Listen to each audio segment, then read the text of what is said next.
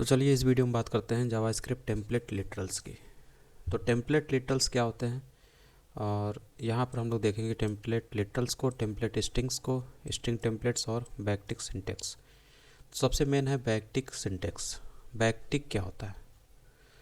तो template literals use backticks rather than quotes to define a string. तो backtick syntax क्या होता है, बैकटिक क्या चीज़ होती है? तो जहाँ पर जितनी भी कमी होती थी डबल कोड से स्ट्रिंग बनाने में और उसके बाद स्ट्रिंग पे ऑपरेशन करने में, उन सभी को इससे ओवरकम करने की कोशिश की गई है। मतलब इससे उस सभी कमियों को दूर करने की कोशिश की गई है। तो जो भी हम लोग स्ट्रिंग बनाते थे डबल कोड से, अब हम लोग बैकटिक का इस्तेमाल करेंगे और इससे आराम से आसानी से हम लोग स्ट्रिंग पर होने वाले ऑपरेशंस को भी परफॉर्म कर पाएंगे। तो सबसे पहला एग्जांपल यहाँ पे दिया हुआ है, इसको देख लेते हैं। और बैकटिक में क्या होता है, ये जो सिंबल होता है जो आपको दिख रहा होगा, और यही हम लोग इस्तेमाल करेंगे जब हम लोग स्ट्रिंग बनाते हैं। ठीक, तो इसको देखते हैं करके। तो आपको यहाँ पे दिख रहा होगा एक वेरिएबल बनाया गया और इसमें ये स्ट्रिंग बनाई गई, हेलो वर्ल्ड। ठीक, तो इसको डबल कोड से नहीं बल्कि बैकटिक से इसे सराउंड किया गया है। ठीक है, उसके बाद आपका ये जावास्क्रिप्ट का मेथड है जो कि डेमो आईडी वाला जो एलिमेंट है यानी कि पैराग्राफ एलिमेंट, इसके ये इनर एचटीएमएल वाला जो कंटेंट है यहाँ पर ये टेक्स्ट की वैल्यू रख रहा है, और इस वेरिएबल में कौन सी वैल्यू पड़ी हुई है, ये वाली स्ट्रिंग। तो ये यहाँ पर आके बैठ जाती है, जिसको पैराग्राफ एलिमेंट डिस्प्ले कराता है, आपको यहाँ पे दिख रहा है। तो ये बैकटिक होता है। मतलब जो भी आपने स्ट्रिंग बनाई, स्ट्रिंग के लिए आपको डबल कोड का नहीं बल्कि इस बैकटिक का इस्तेमाल करना है। Quote inside strings. तो ये जो टेम्पलेट लिटल्स बनी है बैकटिक के जरिए, इसमें आप सिंगल कोट और डबल कोट भी इस्तेमाल कर सकते हैं। जैसे इस एग्जांपल को समझते हैं। तो इस एग्जांपल में देखिए, आपका जो मेन स्ट्रिंग है वो बैकटिक से बनी हुई है, और इसके अंदर आपको एक सिंगल कोड और यहाँ पर डबल कोड भी दिख रहा है। तो ये सब भी इसमें अलाउ है, इसमें आप इससे कोई भी आपको एरर नहीं दिखाई देगी। तो बैकटिक से बनी हुई स्ट्रिंग के अंदर आप सिंगल कोड डबल कोड का इस्तेमाल कर सकते हैं। इसके बाद है मल्टी लाइन स्ट्रिंग्स।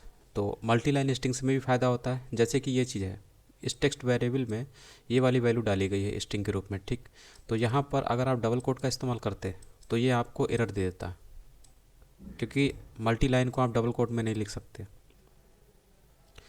तो इसको कैसे दूर किया गया, इसको बैकटिक में डाल दिया गया। ठीक है, इसलिए बैकटिक में आप मल्टी लाइन लिख सकते हैं।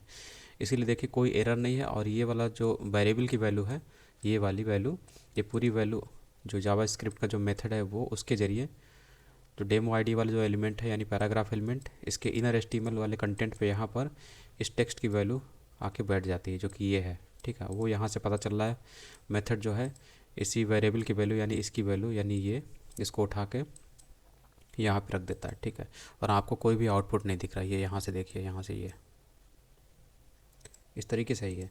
तो मल्टी लाइन को भी लिखा जा सकता है बैकटिक के माध्यम से।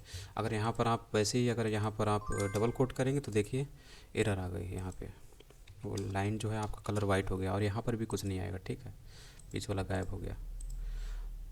ठीक, तो इसीलिए बैकटिक का इस्तेमाल करते हैं। मल्टी लाइन में भी हम लोग लिख सकते हैं। इंटरपोलेशन, इंटरपोलेशन का मतलब है कि जो आपकी जो ये वैल्यू है इसके अंदर किसी वेरिएबल में पड़ी हुई वैल्यू को इंसर्ट करना चाहते हैं। तो इंटरपोलेशन का मतलब होता है कि किसी वेरिएबल की वैल्यू को या किसी एक्सप्रेशन को आप स्ट्रिंग में अगर इंसर्ट करना चाहते हैं, तो बैकटिक के फॉर्मेट में अगर आपने स्ट्रिंग बनाई है तो आप बहुत ही आराम से कर सकते हैं ये काम, इंसर्ट करने का काम। और इसका सिंटेक्स दिया हुआ है। सिंटेक्स में क्या होगा कि आपको डॉलर सिंबल लिखना है, उसके बाद कर्ली ब्रेसेस, और अंदर आप वेरिएबल की वैल्यू लिखेंगे। वेरिएबल लिखेंगे, वैल्यू नहीं वेरिएबल लिखेंगे, ताकि इसी के ज़रिए जो है इस जगह पर वेरिएबल की वैल्यू आकर बैठ जाए। तो इस तरीके से आप लिखते हैं। तो कैसे करते हैं वेरिएबल सब्स्टिट्यूशन? तो आपने वेरिएबल बनाया, ये आपके वेरिएबल है, इसको अंदर देखते हैं। तो आपने यहाँ पर जावास्क्रिप्ट का ये टैग, जावास्क्रिप्ट का टैग है, और इसके अंदर आपने जावास्क्रिप्ट लिखी हुई है। तो आपने फर्स्ट नेम से एक वेरिएबल बनाया जिसमें जॉन लिखा है, लास्ट नेम से एक वेरिएबल बनाया जिसमें डू लिखा है। ठीक, उसके बाद आपने एक तीसरा वेरिएबल बनाया है टेक्स्ट, और इसमें आपने बैकटिक का इस्तेमाल किया है, ये बैकटिक, और इसके ज़रिए आपने अंदर लिखा है वेलकम। ठीक, वेलकम लिखा है, और उसके बाद आपको इंसर्ट करना है फर्स्ट नेम और लास्ट नेम की वैल्यू इस स्ट्रिंग के अंदर। तो कैसे करते हैं, आपको इंटरपोलेशन कैसे करना है? आपको डॉलर सिंबल लिखना है, उसके बाद आपको कर्ली ब्रेसेस लिखने हैं और उसके अंदर फर्स्ट नेम यानी इस वेरिएबल का नाम लिखना है। तो आपने नाम लिखा, उसके बाद आप कामा लगाइए या नहीं लगाइए, उससे कोई फ़र्क नहीं, ठीक है। और इसके बाद फिर से वही डॉलर सिंबल कर्ली ब्रेसेस के अंदर ये सेकेंड वाला वेरिएबल नेम, ठीक, यहाँ पर, ठीक। तो इससे क्या होगा, इस चीज़ से आपको, इस हाईलाइटेड वाली पोर्शन से आपको ये वाली वैल्यू मिल जाएगी और इस हाईलाइटेड वाली पोर्शन से आपको ये वाली वैल्यू मिल जाएगी, ठीक। तो वेरिएबल की जो वैल्यू है आपको यहाँ पे मिल जाती है और बिना किसी एरर के, इसीलिए आपको यहाँ पर कंप्लीट एक वैल्यू दिख रही है। और ये दिखाने का काम कौन सा कर रहा है, ये जो जावास्क्रिप्ट का मेथड है ये कर रहा है, ठीक। तो ये डेमो आईडी वाला जो एलिमेंट है यानी पैराग्राफ एलिमेंट, इसके इनर HTML पे टेक्स्ट की वैल्यू रख रहा है, ठीक। टेक्स्ट की वैल्यू आपको मिल जाती है यहाँ से, ये वाली, ठीक। तो इस तरीके से होता है। तो ये एग्जांपल हो गया आपका किसी वेरिएबल की वैल्यू को आप कैसे किसी स्ट्रिंग में इंसर्ट करते हैं, ठीक। इसमें आपको कोई प्लस सिंबल का भी इस्तेमाल नहीं करना पड़ रहा है स्ट्रिंग को ऐड करने के लिए, तो ये फ़ायदा होता है इसमें। और दूसरा एग्जांपल देखते हैं, एक्सप्रेशन सब्स्टिट्यूशन। पहला जो था एग्जांपल वो था वेरिएबल सब्स्टिट्यूशन, जिसमें वेरिएबल की वैल्यू को हम स्ट्रिंग में सब्स्टिट्यूट कर सकते हैं।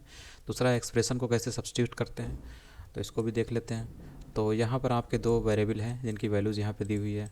उसके बाद आपने तीसरा वेरिएबल लिया और इसमें आपने, ये आपका एक्सप्रेशन है, ठीक, ये एक्सप्रेशन है, इसको आपने यहाँ पर इस्तेमाल कर लिया, ठीक। तो यहाँ से देखिए प्राइस की वैल्यू आएगी और यहाँ पे VAT की वैल्यू आएगी, ठीक है। यहाँ पे इसका एडिशन होगा 1 + VAT 1.25, जिसका एडिशन होगा इससे 10 से, मल्टीप्लिकेशन होगा 10 से, ठीक। तो 1.25 कितना होता है, 12.5 होगा, ठीक, 12.5 होगा। उसके बाद क्या होगा, टू फिक्स्ड नाम का एक मेथड इस्तेमाल किया गया जो क्या बताता है, जो कि आपके डेसिमल के 2 डिजिट तक स्थान को फिक्स कर देता है। तो इस तरीके से, और उसके बाद ये उसे स्ट्रिंग में भी कन्वर्ट कर देता है, ठीक। तो इस तरीके से आपको इससे आपकी कंप्लीट वैल्यू मिल जाती है 12.5, ठीक। तो टोटल जो है यहाँ से इतना मिलता है आपको। देखिए यहाँ पे कोई प्लस सिंबल इस्तेमाल करने की ज़रूरत भी नहीं पड़ी, लेकिन एकदम एग्जैक्टली वैसे ही आ जा रहा है ये। तो इस चीज़ से आपको 12.5 मिला, इस चीज़ से, और इसमें स्टोर हो गया। उसके बाद जो है ये पूरी वैल्यू मिल जाती है आपको, जिसको जावास्क्रिप्ट का जो ये मेथड है ये उठा के डेमो आईडी वाला जो एलिमेंट है इसके इनर HTML यहाँ पे रख देता है। इसलिए रखता है क्योंकि टोटल की वैल्यू रखनी ही से यहाँ पर, ये मेथड जो है टोटल की वैल्यू यहाँ पे रखता है। इसको ये पैराग्राफ एलिमेंट जो है वेब पेज पे डिस्प्ले करता है, इसलिए आपको टोटल 12.5 दिख रहा है, 50। तो ये एग्जांपल था आपका एक्सप्रेशन सब्स्टिट्यूशन, क्योंकि इसमें ये जो एक्सप्रेशन है इसको सब्स्टिट्यूट किया गया है इस स्ट्रिंग के अंदर।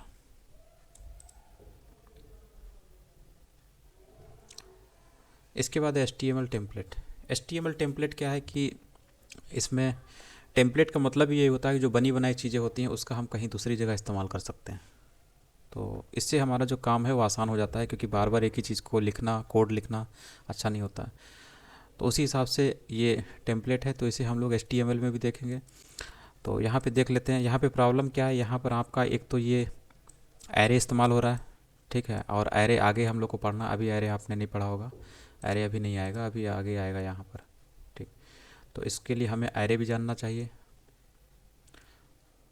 ये एरे हैं और इसमें लूप फार ऑफ भी इस्तेमाल किया गया, मतलब फार लूप का एक टाइप है लूप फार ऑफ, तो इसका भी इस्तेमाल किया गया। तो ये भी आपको आगे ही मिलेगा।